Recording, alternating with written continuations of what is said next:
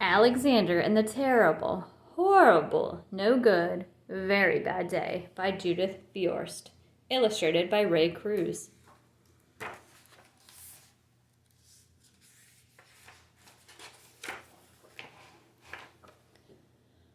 I went to sleep with gum in my mouth, and now there's gum in my hair. And when I got out of bed this morning, I tripped on the skateboard, and by mistake, I dropped my sweater in the sink while the water was running, and I could tell it was going to be a terrible, horrible, no good, very bad day.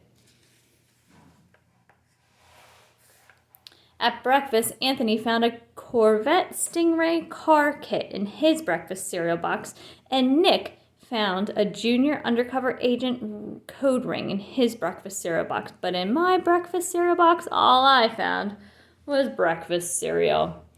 I think I'll move to Australia.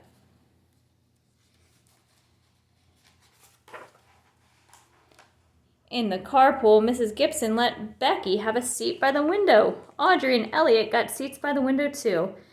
I said I was being scrunched. I said I was being smushed. I said, if I don't get a seat by the window, I'm going to be very car sick. No one even answered. I could tell it was going to be a terrible, horrible, no good, very bad day. At school, Mrs. Dickens liked Paul's picture of the sailboat better than my picture of the invisible castle. At singing time, she said I sang too loud. At counting time, she said I left out 16. Who needs 16? I could tell it was going to be a terrible, horrible, no good, very bad day. I could tell because Paul said I wasn't his best friend anymore. He said that Philip Parker was his best friend and that Albert Moyo was his next best friend and that I was only his third best friend. I hope you sit on a tack, I said to Paul. I hope the next time you get a double-decker strawberry ice cream cone, the ice cream part falls off the cone part and lands in Australia.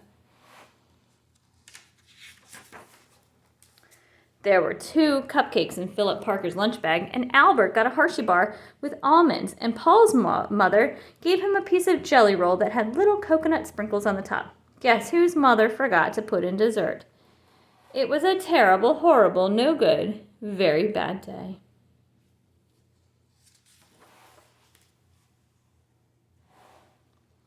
That's what it was, because after school, my mom took us all to the dentist, and Dr. Fields found a cavity just in me. Come back next week and I'll fix it, said Dr. Fields.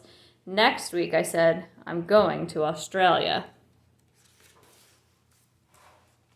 On the way downstairs, the elevator door closed on my foot, and while we were waiting for my mom to go get the car, Anthony made me fall where it was muddy, and then when I started crying because of the mud, Nick said I was a crybaby, and while I was punching Nick for saying crybaby, my mom came back with the car and scolded me for being muddy and fighting. I am having a terrible, horrible, no good, very bad day, I told everybody. No one even answered.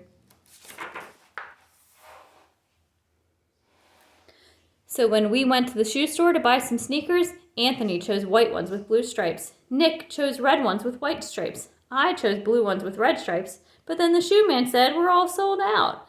They made me buy plain old white ones, but they can't make me wear them.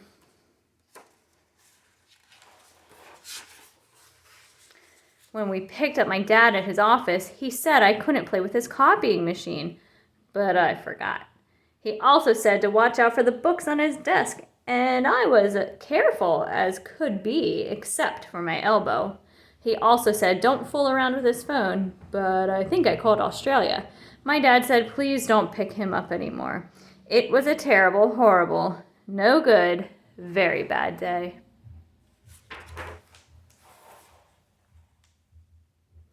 There were lima beans for dinner, and I hate limas. There was kissing on TV, and I hate kissing.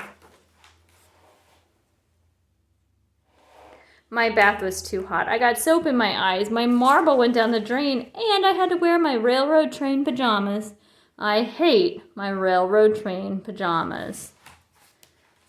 When I went to bed, Nick took back the pillow he said I could keep, and the Mickey Mouse nightlight burned out, and I bit my tongue. The cat wants to sleep with Anthony and not with me.